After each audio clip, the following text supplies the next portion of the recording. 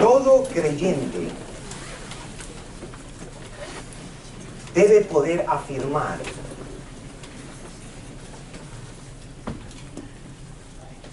que Dios es el creador de los cielos y de la tierra. El Salmo 19 dice: los cielos cuentan la gloria de Jehová. En otras palabras, la creación nos debe dar a nosotros la confirmación de que alguien muy grande, muy poderoso y muy sabio hizo todo lo que nosotros vemos en la creación. Es impresionante cómo empieza el libro de Dios, que es la Biblia, donde de alguna manera usted esperaría, como cualquier otro libro que usted lee, una pequeña introducción acerca del autor.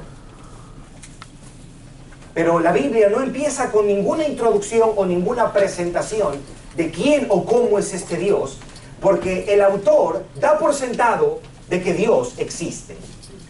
No dice, bueno, el Dios es aquel y esto y lo otro. No, no, no. Empieza diciendo, en el principio creó Dios los cielos y la tierra. Más nos vale a nosotros, a todos los cristianos, en este tiempo afirmar que Dios es quien creó todo lo que nosotros vemos. Dios creó los cielos y la tierra. Dios creó los animales.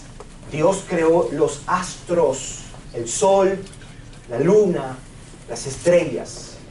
Dios creó las plantas y los árboles. Dios creó al hombre. Pero nos quedaríamos cortos si nosotros paramos y ponemos un punto final en esa convicción de que Dios es creador.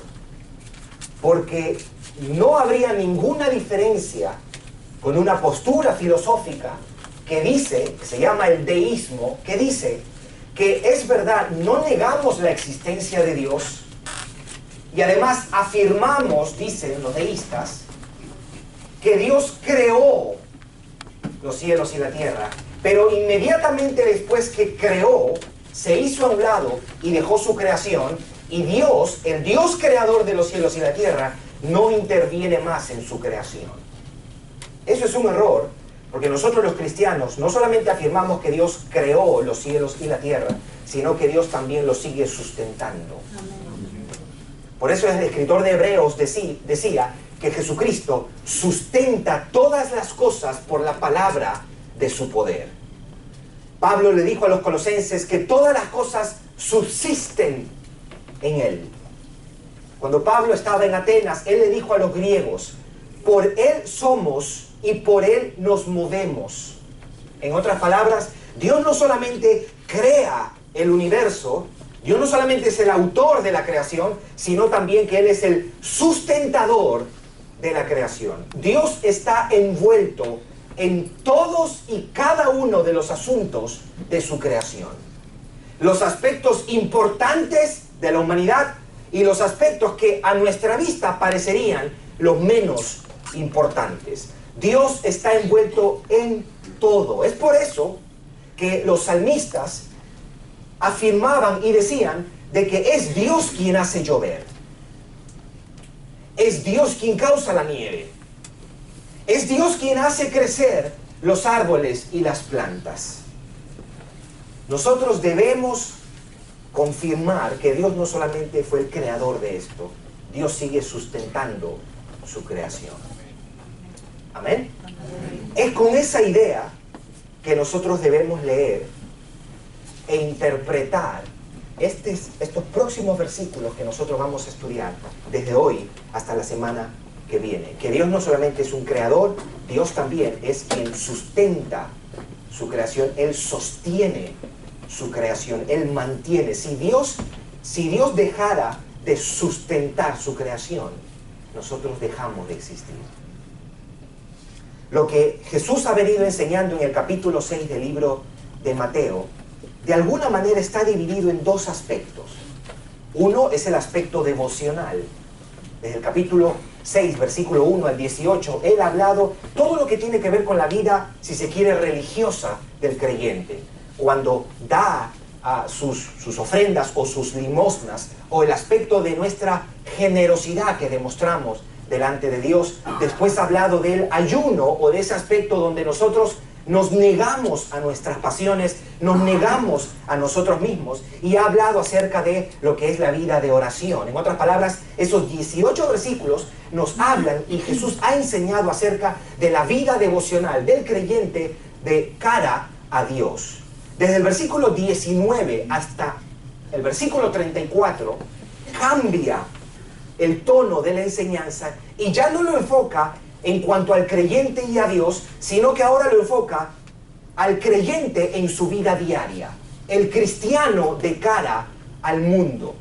Y es por eso que él, hace 3 semanas habíamos mirado esto, y él enfoca este aspecto de nosotros no debemos hacer, aunque estamos en esta tierra, nosotros no debemos vivir o hacer tesoros en la tierra. ¿Por qué? Porque el orín y la polilla corrompen, y los ladrones minan y hurtan.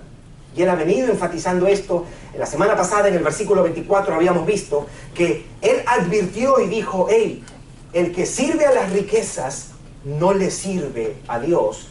El que le sirve a Dios no le sirve a las riquezas. Ahora, en esta parte práctica de nuestra vida como creyentes y como seres humanos, hay 2 tipos de pecados con respecto a los bienes. El primer pecado es lo que vimos la semana pasada, y tiene que ver con la codicia. El amar las cosas de este mundo más de lo que amamos a Dios. O el desear más de este mundo de lo que deberíamos desear a Dios. Ahora, hay personas que pudieran decir: fíjate, yo en ocasiones reconozco que he estado deseoso de más cosas. He pecado de querer más bienes. He pecado de querer acumular ambiciosamente más bienes. Pero este otro pecado, del que vamos a hablar hoy día, probablemente sea más sutil que el pecado de la codicia. Y es el pecado de la desconfianza, de el afán y la ansiedad que nos producen el no tener las cosas para nuestro sustento diario. Hay 2 tipos de pecado que vamos a cometer contra los bienes materiales. O ya sea un deseo de acumular, o ya sea afán cuando no los tenemos. Y de eso es lo que vamos a estudiar ahora. Porque si usted ha notado en los 10 versículos que hemos leído, 3 veces Jesús le da la orden: no te afanes, no te afanes, no te afanes. Obviamente el tema de esos versículos es no te afanes. Hoy día vamos a mirar, porque encuentro en esos 10 versículos 4 argumentos que Jesús nos da para no afanarnos. 4 motivos, 4 argumentos sólidos que Jesús le va a dar a sus discípulos para no estar afanados y no estar ansiosos. Lo bueno de Jesús es que Él nos dice: no te afanes. ¿Y usted sabe algo? Ese no te afanes pudo haber sido un solo versículo y después pasar al otro tema. Él nos pudo haber dicho, nos pudo haber mandado sin tener que explicarnos. Pero como hemos visto en los otros mensajes, Jesús es tan condescendiente y nos explica la razón por la cual no debemos afanarnos. ¿Sí se entiende? Él pudiera decir: no se afanen, como un mandato, y nuestro deber sería no afanarnos. Pero Él no se queda allí, sino que Él va a explicar, Él va a abundar y a darnos a nosotros argumentos para nosotros no afanarnos y no estar ansiosos. Son 4 argumentos los que encuentro en estos 10 versículos. Hoy día, por una cuestión de tiempo, vamos a mirar solamente 2 de esos argumentos por el cual nosotros no deberíamos afanarnos. Pero antes de entrar en esos argumentos, quiero responder a un par de preguntas. La primera es: ¿qué no significa que no te afanes? Y la segunda es: ¿qué significa no te afanes? Porque nosotros hemos leído, y Jesús usa el ejemplo de las aves, ¿verdad? Que las aves no siembran y las aves no cosechan.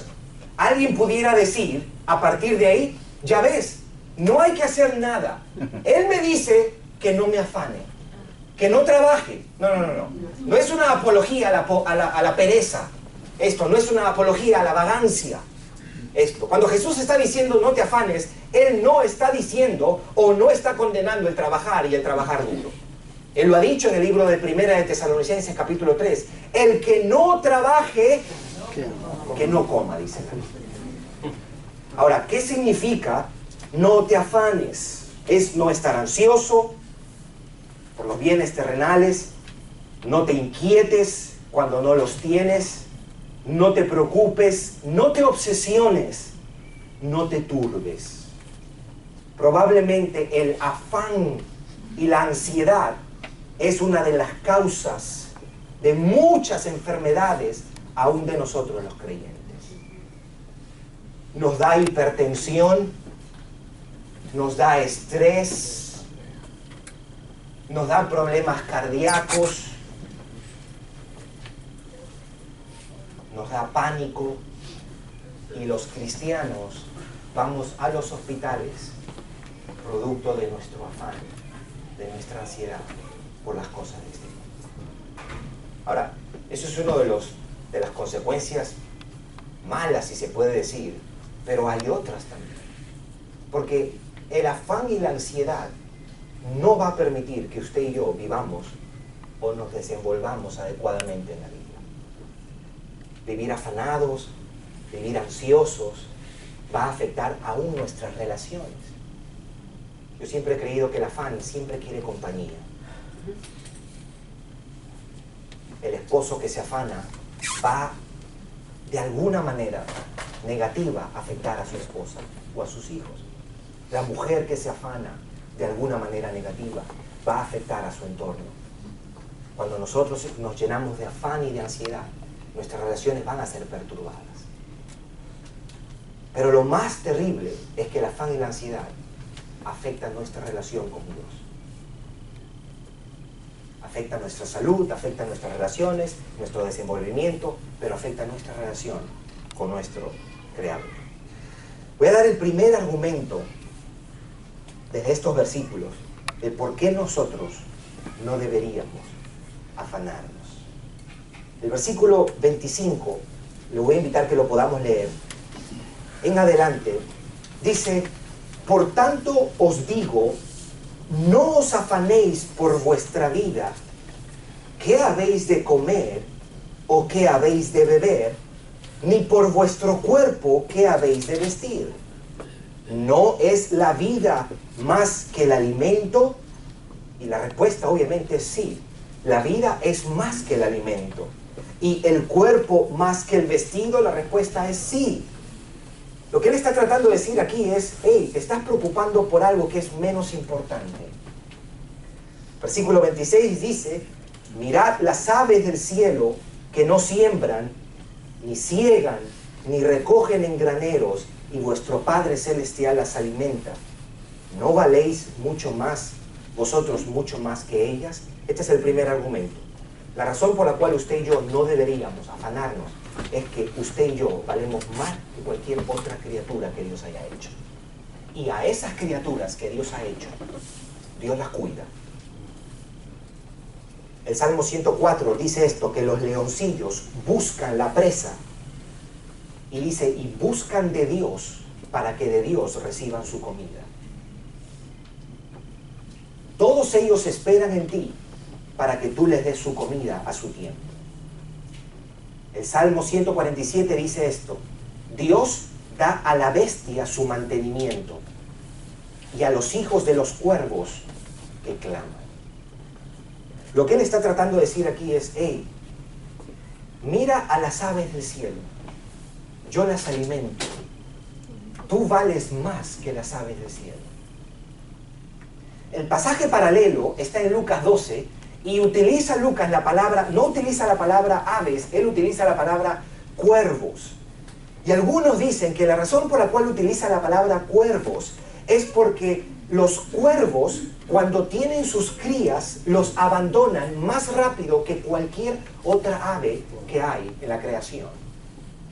Parece que la aplicación sería, si a los cuervos y a las aves, a quienes sus padres los abandonan, yo los cuido, yo los sustento y yo los mantengo, ¿cuánto más lo voy a hacer contigo? Ahora alguien diría, ¿y por qué valemos más que los animales? Eso se deduce de este texto. El hombre, para Dios, vale más que los animales. Lo voy a repetir otra vez, porque eso es muy importante que lo entendamos hoy día. Para Dios, el hombre es más importante que los animales. Eso no quiere decir que si alguien tiene sus animales, que deba de cuidar sus animales.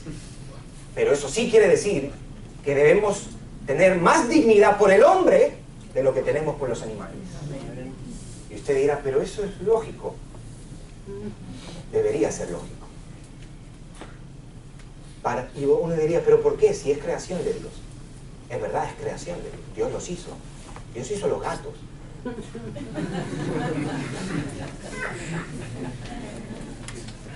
A los perros, a los leones, a los loros, a las ardillas, pero ni de los gatos, ni de los perros, ni de los loros, ni de los leones, ni de las ardillas. Se dice que fueron creados a imagen de Dios. Dios dice que usted y yo valemos más que esas cosas, que esos seres creados, porque usted y yo fuimos creados a imagen y a semejanza de Dios. Y número dos, la segunda razón por la cual usted y yo valemos más que las aves del cielo, es porque usted y yo somos hijos de Dios. Hemos sido engendrados por Dios, adoptados por Dios. El versículo 28, más bien el versículo 26 termina diciendo una pregunta: ¿no valéis vosotros mucho más que ellas? La respuesta es sí, nosotros valemos más que ellas.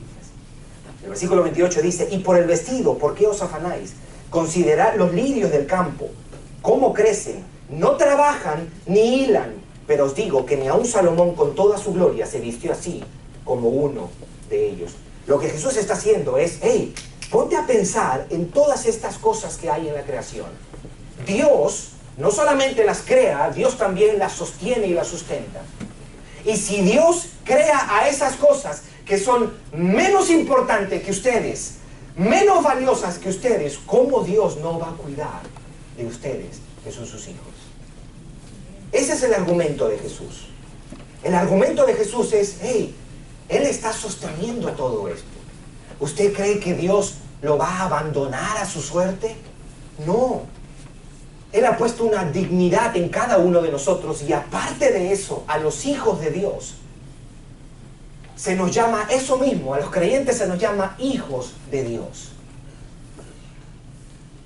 Jesús dice, no te puedes afanar porque tú vales más que cualquier otra criatura. Y Dios sostiene, sustenta y cuida a cualquier otra criatura, cuanto más a sus hijos. El segundo argumento por el cual Jesús nos dice que no debemos afanarnos es que por más que usted y yo nos afanemos, no vamos a lograr nada. El versículo 27 dice, ¿y quién de vosotros podrá, por mucho que se afane, añadir a su estatura un codo? ¿Y quién de vosotros podrá, por mucho que se afane, añadir a su estatura un codo? Para entender eso, la palabra estatura en griego es la misma palabra que se usa para duración de tiempo.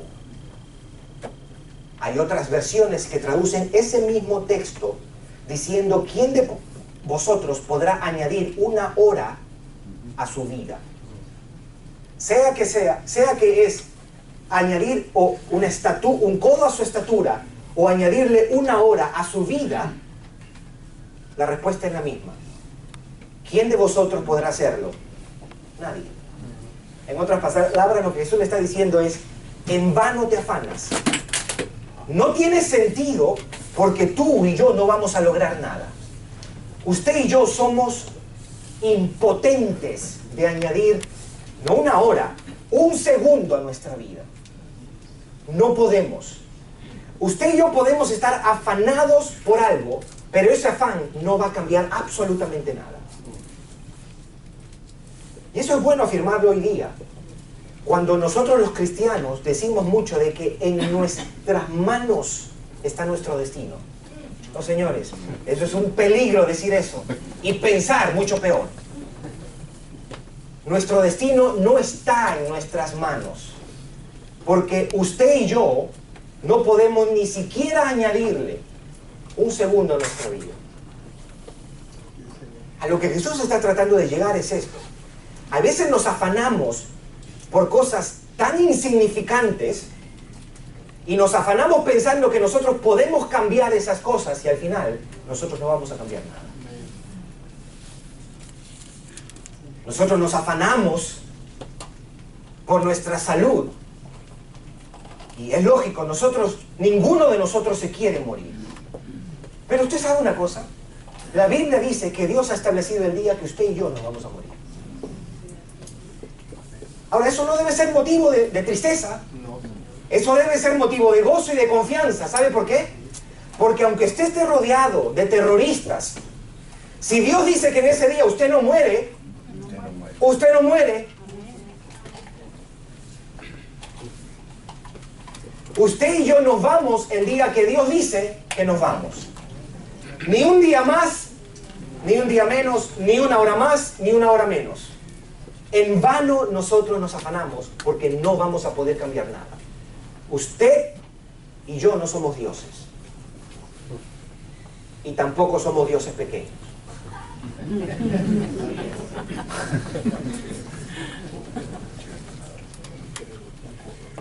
Oh, pero la Biblia dice que somos dioses en los Salmos, sí lo dice. Pero ese es el versículo más abusado.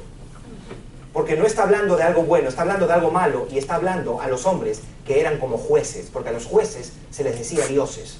No tiene nada que ver con que usted y yo tengamos poder para cambiar las cosas. Ni usted ni yo, mire, nosotros somos lo más insignificante que hay en esta creación. Y aún así, el salmista decía, ¿qué es el hombre? ¿Sabe por qué decía él eso? Porque él miraba toda la creación y decía, ¿y tú a esta cuestión chiquita le has dado para cuidar a todo esto? Usted y yo no tenemos poder absoluto para cambiar nuestras circunstancias. Dios nos demanda obediencia, nos demanda que vivamos para su gloria. Pero de que podemos cambiar algo, no podemos cambiar nada. Por eso es en vano que usted y yo nos afanemos. ¿Quién de vosotros podrá añadir una hora a su vida? ¿O quién de vosotros podrá añadir a su codo, a su estatura, un codo? Nadie. Podemos bajar de peso. Tanto. Pero añadirle a nuestra estatura un codo, eso es lo que está diciendo Jesús. Jesús le está diciendo a sus discípulos, qué ridículo es que ustedes se afanan. Ustedes no pueden cambiar nada.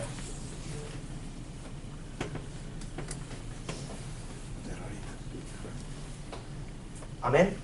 Amén. El versículo 30 nos dice a nosotros cuál es la causa por la que nosotros vivimos en ocasiones, en muchas ocasiones, o en pocas ocasiones, o como un deporte, tan afanados. La razón es por nuestra poca fe. Versículo 30 dice, y si la hierba del campo que hoy es y mañana se echa en el horno, Dios la viste así, ¿no hará mucho más a vosotros, hombres de poca fe?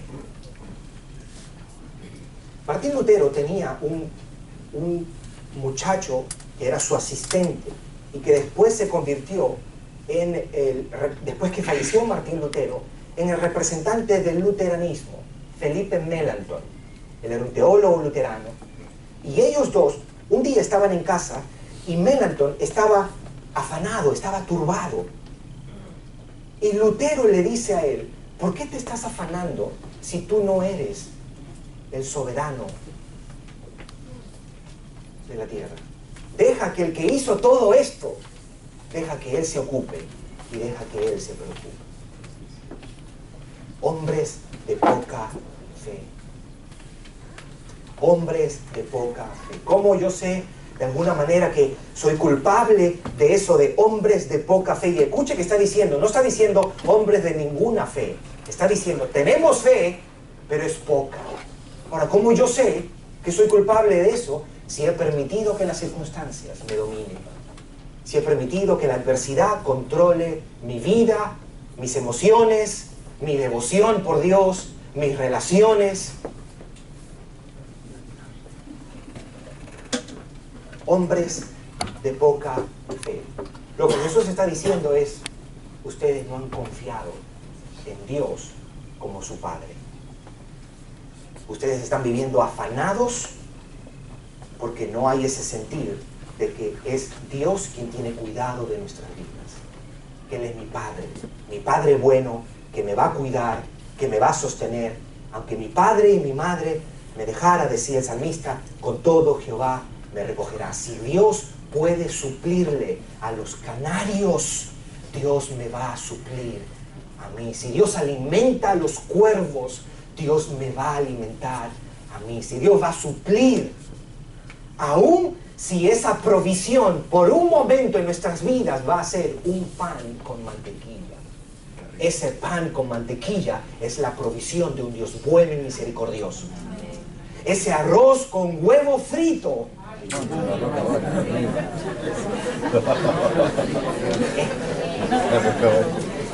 es la provisión de Dios. Wow, había varios durmiendo y se despertaron. No, y se despertaron y dijo, ponle Maduro, por favor.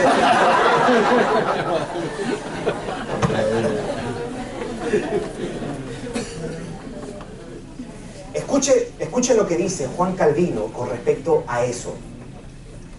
Escuche, esto me pareció extraordinario. Dios ha ordenado todas las cosas para nuestro provecho y para nuestra salvación. Y también ha ordenado todo para que contemplemos su poder y su gracia en nosotros.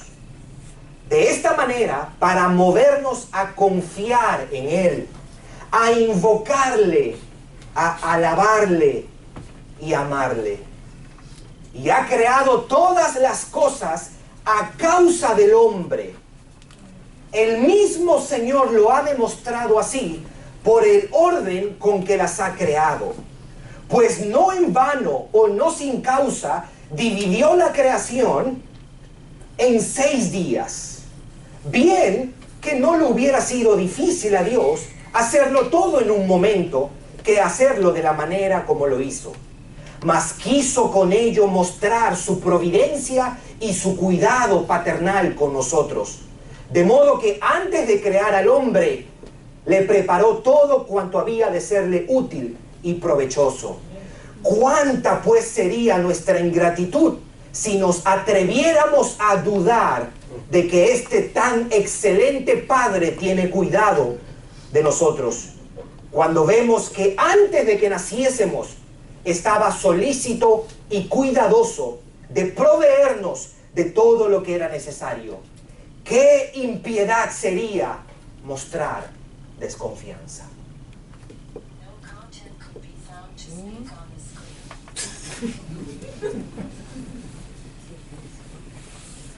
No os afanéis por vuestra vida, qué habéis de comer o qué habéis de beber, ni por vuestro cuerpo, qué habéis de vestir.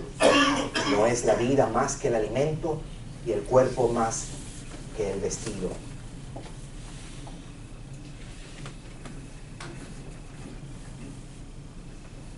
Vuestro Padre Celestial sabe que tenéis cuidado de estas cosas. ¿Para quién es este mensaje? Para mí.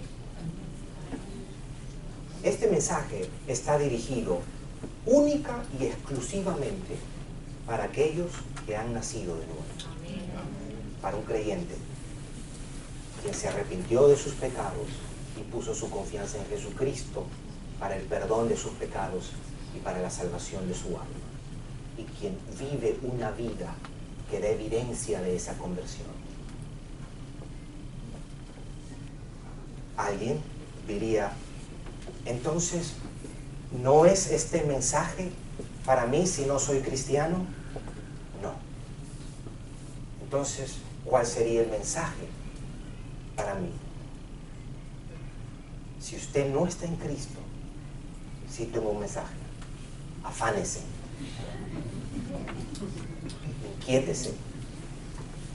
Preocúpese por su pecado. Túrbese, porque un día usted va a tener que rendirle cuentas al Salvador. Esté ansioso, porque un día usted va a estar en un juicio. Preocúpese de estar enemistado con Dios. De nada le sirve a usted escuchar y motivarse en que Dios va a proveer, porque Dios en su gracia y su misericordia hace llover sobre malos y sobre buenos, hace salir su sol sobre justos e injustos, pero su cuidado paternal solamente está para sus hijos. Y el mensaje que yo tengo para usted, si usted no está en Cristo, es que usted venga a Cristo arrepentido de sus pecados, para que usted sea adoptado como un hijo, una hija de Dios. Usted ha vivido afanado por cosas que un día no van a estar, por cosas ínfimas, por cosas pequeñas, por cosas que no tienen ningún valor.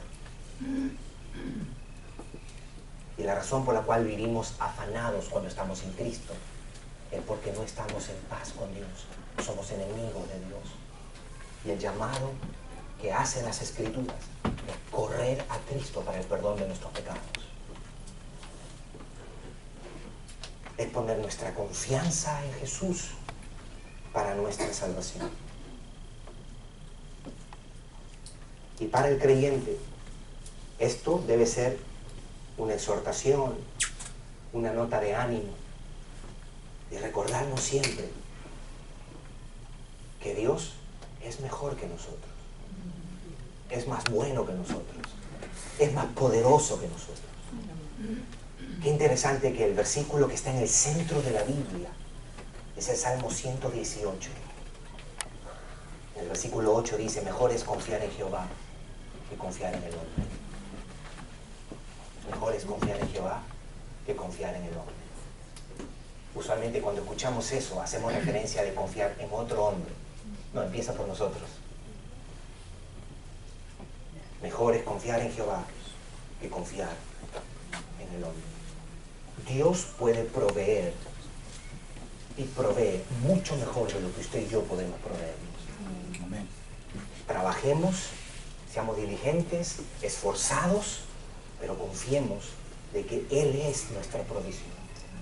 Por eso el Padre nuestro decía, danos hoy el pan de cada día, el pan nuestro de cada día. Él sabe mejor suplirnos y proveernos para todo lo que nosotros necesitamos. Jesús dice, no te afanes. Había un niño muy inteligente que fue con su mamá a una tienda.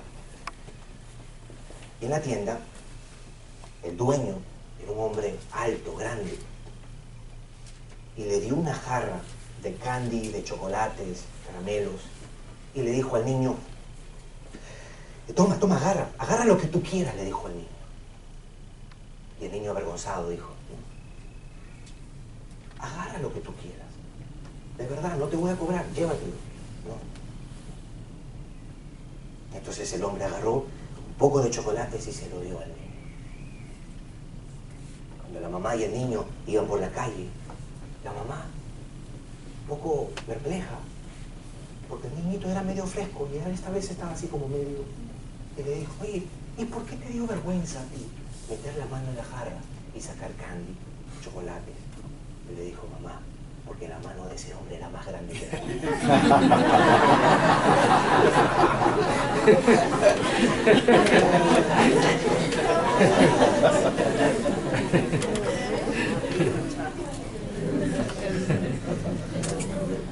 No os afanéis por vuestra vida. ¿Qué habéis de comer o qué habéis de beber? Ni por vuestro cuerpo, ¿qué habéis de vestir? ¿No es la vida más que el alimento y el cuerpo más que el vestido? Mirad las aves del cielo, que no siembran ni ciegan, ni recogen en granero, y vuestro Padre Celestial las alimenta.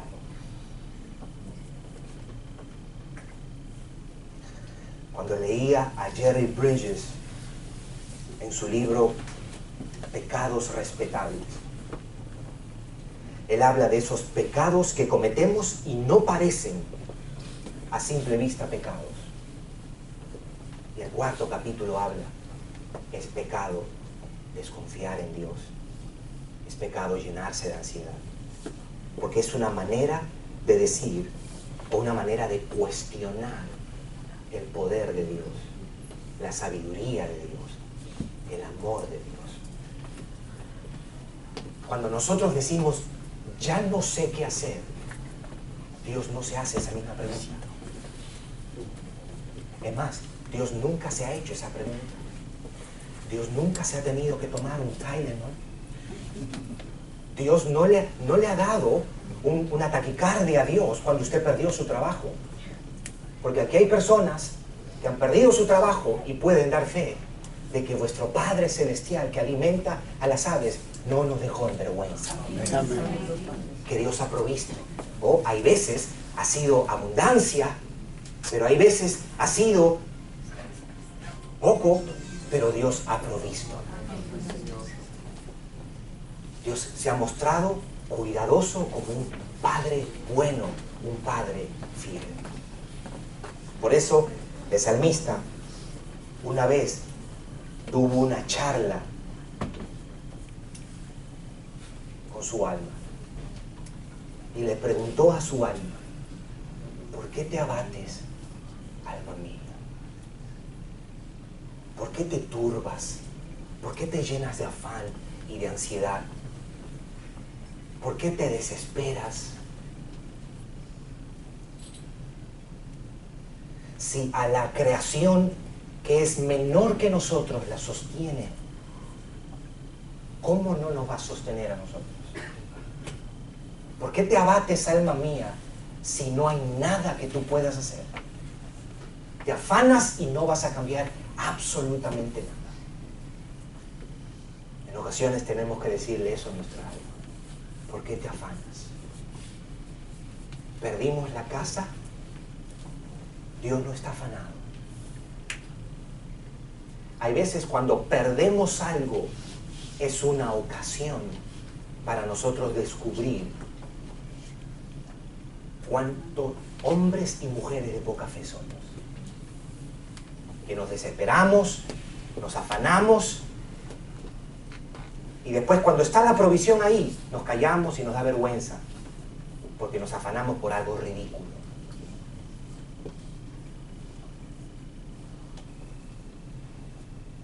Por nada estéis afanosos, decía Pablo. Por nada estéis afanosos. Escuche bien. Por nada estéis afanosos. ¿Será que Pablo no experimentó los problemas que yo estoy viviendo para que él me dijera así tan confiadamente, por nada? ¿Será que él no sabe que mi hijo se fue de la casa? Y él dice, por nada estéis afanosos.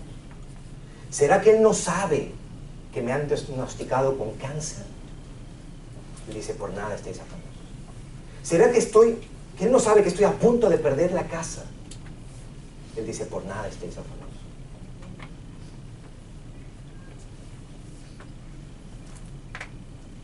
Pablo era un hombre que fue perseguido,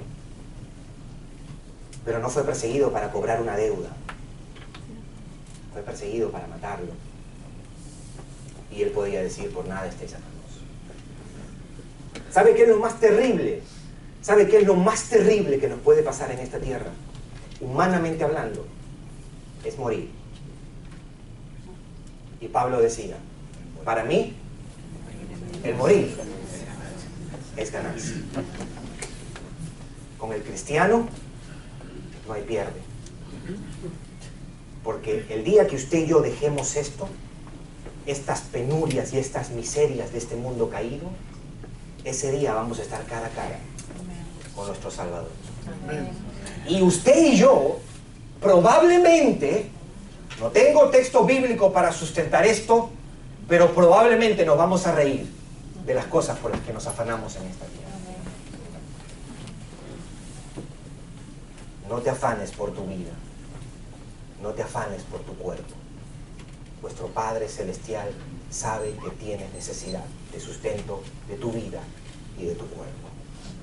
Amén. Amén. Vamos a ponernos de pie.